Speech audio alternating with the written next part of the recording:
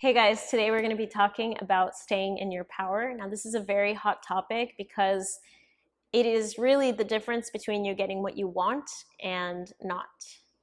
And when we have an undesirable situation, what happens is a lot of the times we go into victim thinking and we say, oh, well, what could I have done about this? Or this person already did that. Now what can I do? And when we do that, we give our power away, and we're also limiting our ability to see opportunities and ideas that may solve the problem. So today I'm sharing with you 5 easy steps to get your power back and stay in your power.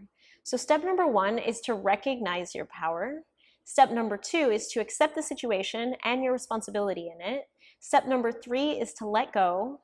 Step number 4 is to watch your actions, and step number 5 is to create self-reliance. So, step 1, recognize where your power is.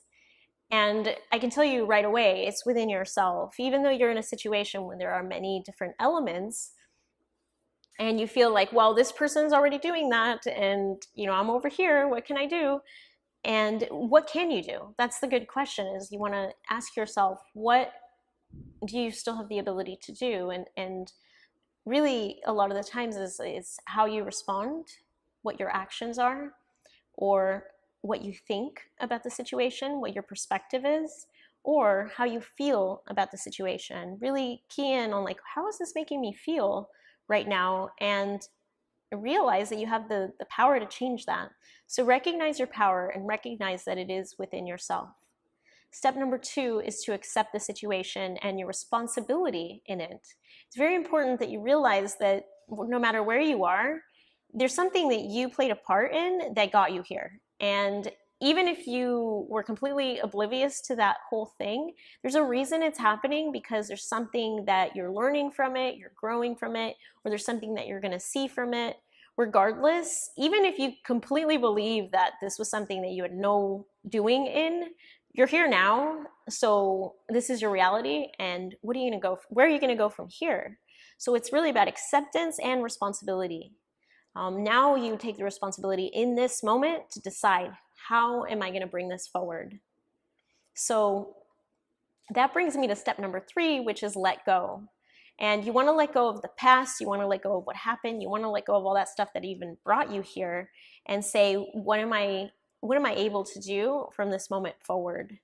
And really that brings you back into your power, because you're not expending energy on worrying about what was, or worrying about what is going to be, or anything like that. So you want to let go of all that stuff that doesn't matter. And a very good way to do that is to practice forgiveness. Forgive yourself, forgive everyone else that played a role in this, forgive the fact that it even happened, and just look at the best that can come out of it and say, what did I learn from this? What can I do about this now? Step number 4 is to watch your actions. And so by this, what I mean is the difference between response and reaction. So when you're in a situation and you kind of have this, like, it just happens reaction, that is called, or just reacting to the situation without really thinking it through or really choosing what you want it to do. And usually that happens as a result of an emotion. So when it comes to response, it's a more conscious action based on your intention. Here's what I want to happen, and this is what happens. As opposed to reaction, here's what I wanted to happen, and whoops, this just happened. And the beauty of this is that it's a great opportunity for you to fine-tune where you're still, where you're responding to things in the way that you want and creating the world and the effects that you want. And when you're reacting to something, and when you have awareness, you're able to say, okay, I just reacted to this. How do I want to respond next time? So this is a way of improvement and really staying in your power by showing you that, okay, did react to that, but now where am I going to go from here? And step number 5 is to create self-reliance. Once again, the emotions are really good for showing you where you don't have full power in terms of your needs being met. And what I mean by that is, you have emotional needs and needs for safety and security and love and belonging, all sorts of things like this. And when a situation happens that makes you feel less safe or less respected or less heard or any of those things, then that response is as a result of you feeling like something was taken from you, because you're placing, relating to like self-love and stuff like that. If you place that self-love within you, then your power is with you. So this is all about creating self-reliance. If you feel like you're not heard and someone's just ignoring you and it bothers you and you begin to have reactions to it, then start realizing, how can I make myself feel more heard? How can I listen to myself next time?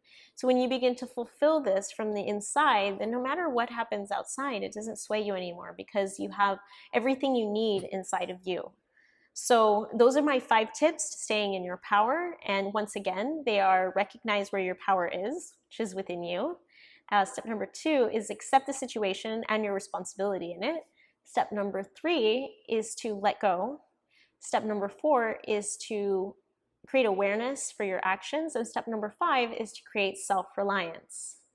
And I have a bonus tip for you today, and that is non-judgment. So non-judgment is a real game changer, and I'm going to share with you one of the best stories I ever heard about it, and it really changed my view on everything. It changed my perspective big time. And it's a Taoist story, and it's called Maybe. So it's about a farmer, and this farmer has a horse, and one day the horse runs away, and his friends come up and they say, "Oh, we're so sorry. We heard about your horse. It's such a bummer. You're a farmer and your horse is gone now. How are you gonna tow the fields? That sucks, you know?" And he said, "Maybe." And then after that, the horse returns with 3 other horses. And now the farmer has 4 horses, and his friends come back and they go like, "Oh my goodness, I heard that your horse came back. That's amazing. And now you have 4 horses. You're so fortunate. This is great." And the farmer said, "Maybe." And so a few days after that, his son, the farmer's son, is riding one of the untamed horses, and he falls off and gets kicked off, and he breaks his leg. And the farmer's friends come back and they say, "Oh, we heard about your son. That's such a bummer that he broke his leg, and that's so unfortunate." And the farmer says, "Maybe." A few weeks after that, the government comes by and they're drafting young men for the war, and they see the farmer's son and they want to draft him, but then they notice, oh, he has a broken leg, so it's not going to work for that.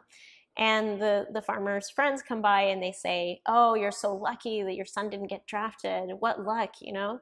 And the farmer says, "Maybe." And so I share this story with you because it really impacted me on humility, on being able to recognize that maybe we are not always right, and maybe we don't have the best answer, even though we do think we know what's best for us, that sometimes from our limited perspective, we may be wrong.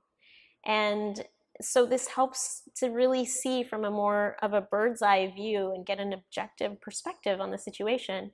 And it creates a lot of humility. And the beauty of this is that in humility, there is so much power.